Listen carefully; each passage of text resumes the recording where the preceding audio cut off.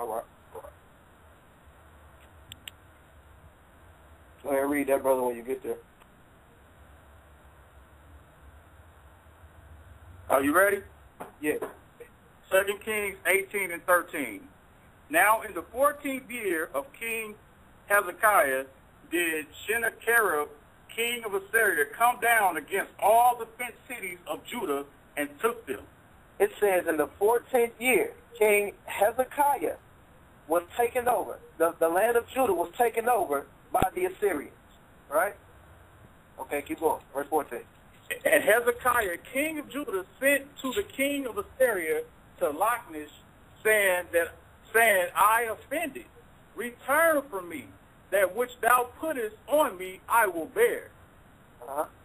And the king of Assyria appointed unto Hezekiah, king of Judah, 3 talents of silver and 30 talents of gold.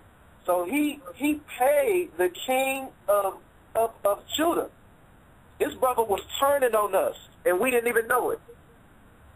He sent him offers, right? And then the king of Assyria turned around and paid him. Watch what he did after he paid him. Keep going. And Hezekiah gave him all the silver that was found in the house of Ahiah and the treasures of the king's house. The king turned around and gave him all the silver that was in the house of the Most High. He took the silver out of the house of the Most High and gave it to the Assyrians. This brother was turning on Israel, on Judah. Okay, keep going. And at that time did Hezekiah cut off the gold from the doors of the temple of Ahiah and from the pillars which Hezekiah, king of Judah, had overlaid, and gave it to the king of Assyria. He even cut off the golden doors from the temple of Ahiah. This brother was doing some wicked stuff, and we about to see where all of this stuff come into play at. Okay, go to verse 19. Verse 19. And Rabshakeh said unto them, Speak ye now to Hezekiah. Thus saith the king, the great king, the king of Assyria. What confidence... Hold on right there. Rabshakeh was a servant of the king of Assyria, and he was sent to tell Hezekiah this message. Go ahead, read the last bit of that. What confidence is this within thou trustest? He was asking, he was like, who do you trust? What confidence in there do you trust? Why are you asking that? Keep going. Oh, keep going? Oh, hold on one second. Okay, 2 Kings, what was that? Matter of fact, jump down to verse 22. Oh, okay. Verse 22. But if you say unto me, we trust in a higher our God, is it not he who high places and whose altars Hezekiah has taken away, and have said unto Judah and Jerusalem, you shall worship before the altar of Jerusalem? So he says, so you going to say to me that you trust in a higher, when Hezekiah, the one who was supposed to be king over Judah, that was supposed to fear the Most High, took away the high places in Judah and made y'all worship after the altar that the king of Assyria made? You going to tell me that's who you trust? So this brother was making a mockery of Ahiah, making a mockery of the people that dwelled in Zion, making a mockery of the tribe of Judah, right? So drop down to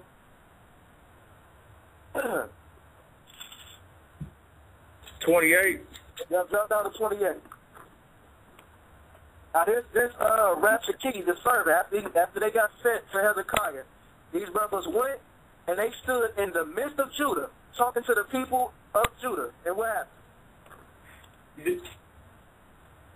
Then Rabshakeh stood and cried with a loud voice in the Jews' language and spake, saying, Hear the word that the great king, the king of Assyria.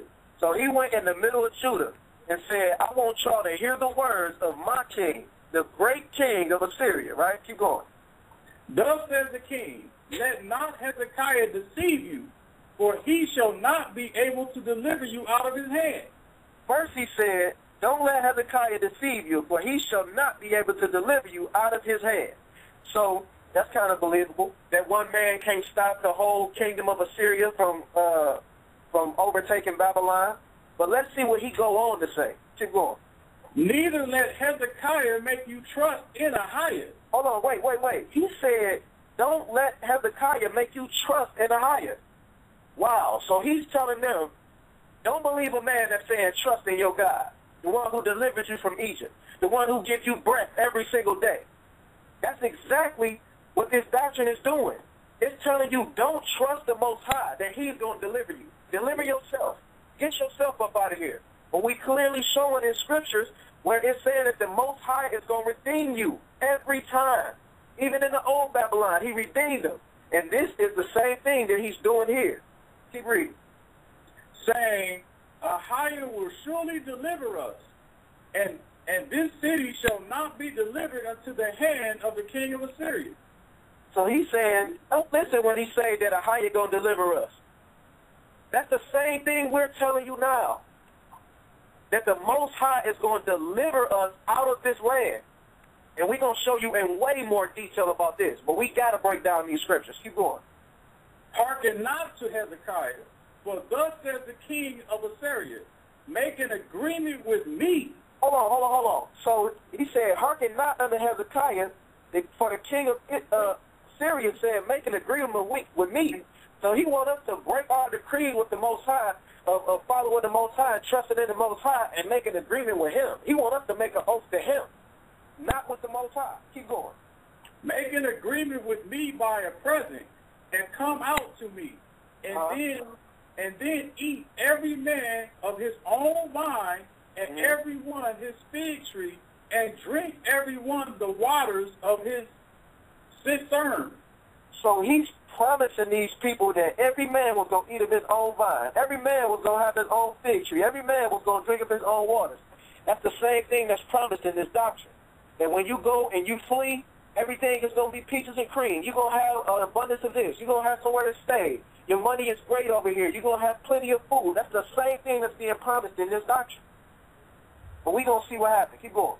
Yeah, until I come and take you away to a land like your own land, a land of corn and wine, a land of bread and vineyards, a land of oil, olive, and of honey, that ye might live and not die. So he said that he was going to take you away to a land like your own. It was preached that if you flee Babylon, you was going to have peace. It wasn't going to be all of this martial law. It wasn't going to be all of this famine. We was going to be able to be good until the Most High does his work in Babylon, right? That's the same thing that the king of Assyria was saying back then, that you was going to have bread and land of olive, all of the same stuff. And finish up that verse. What do you say? And hearken not to Hezekiah when he persuaded you, saying, a higher will deliver us. Well, he said, don't even listen to Hezekiah when he said the Most High will deliver you in this time. That's the same thing we telling you. And right there, the king of Assyria, the one who came up against the fence seaters of Judah, the one who told you not to listen to the Most High, said, don't listen when he tells you that the Most High is going to deliver us. So are you going to believe the king of Assyria? Are you going to believe a doctrine that tells you that the Most High is not going to deliver you from this land unless it's in the ground? Unless you're going to rise with Christ? So you got to die in order for you to be redeemed out of this land? No. Okay, go to chapter 19. We're going to finish this. Go to chapter 19, verse 1. Can you wrap it up? Yeah, we're about to wrap it up. This is the last part. All right. It's two more parts to this. Okay, 2 Kings 19 and 6. And Isaiah said unto them, thus shall you say to your master, thus says Ahijah, be not afraid of the words which thou hast heard. So this is the prophet Isaiah speaking. He said, don't be afraid of the words you heard from them people. Keep going. With which the servants of the king of Assyria have blasphemed me. They blasphemed the Most High by saying the Most High not going to deliver them out of that land. And that's the same thing that's going on now. By saying the Most High not going to deliver us, that's blasphemy. Keep going. Behold, I will send a blast upon him, and he shall hear a rumor, and he shall return to his own land, and I will cause him to fall by the sword in his own land. So the Most High said that he was going to send a blast upon the king of Assyria in this time. The same time that they're talking about in Jeremiah. Right? So let's see what happens. So go to Isaiah 36. Is that Isaiah 36? No, 37 and 30. It's 37 and 7. 37 and 7. He said, "Behold, I will send a blast upon him, and he shall hear a rumor and return to his own land, and I will cause him to fall by his own sword." So this is the same time. This is the same Babylon, same Assyrian captivity that's going on. We're going to jump down to verse 36. Then the angel of Ahiah went forth and smote the camp of the Syrians 184,500, and they arose early in the morning. Behold, they were all dead corpses.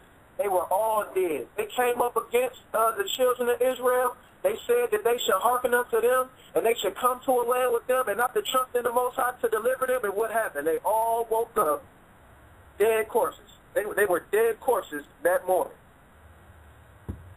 Okay, we done, brother. All right, cool.